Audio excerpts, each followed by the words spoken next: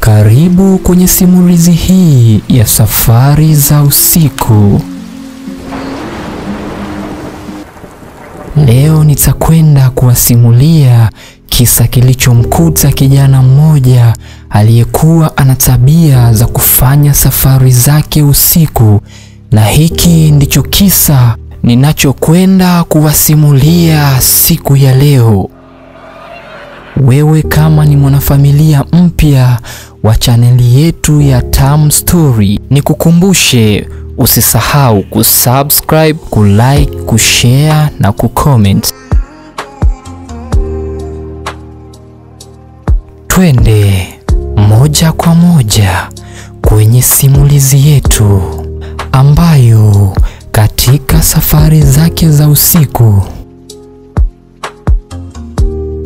naam, kijana huyu aliyefahamika kwa jina la Mabo aliyependa kufanya safari zake nyakati za usiku, huku akiongozwa na imani yake kichwani ya kwamba kusafiri usiku kunamwepushia au kunamwepusha na vitu vingi ambavyo anaviamini kwa upande wake kuwa sio vitu vizuri. Nataka nikwambie ni kwa nini kijana Mabo alipenda kufanya safari zake majira ya usiku.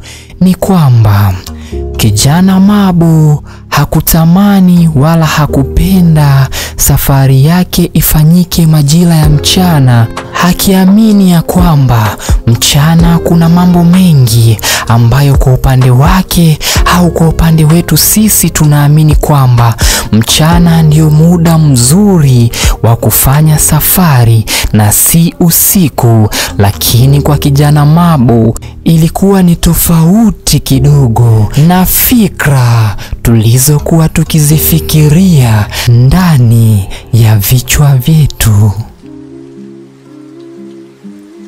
Na sasa ni masaa matatu tangu kijana Mabo kuwasili katika stendi ya mabasi iliyoko jijini Mwanza inayofahamika kwa jina la Nyegezi.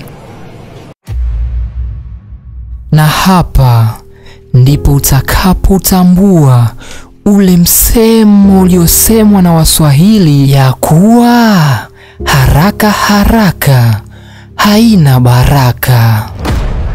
Na hivi punde safari ya kijana Mabo kutoka jijini Mwanza kuelekea jijini Dar es Salaam ilianza. Ni safari iliyokuwa imejaa misukosuko na vitu ambavyo ni sintofahamu.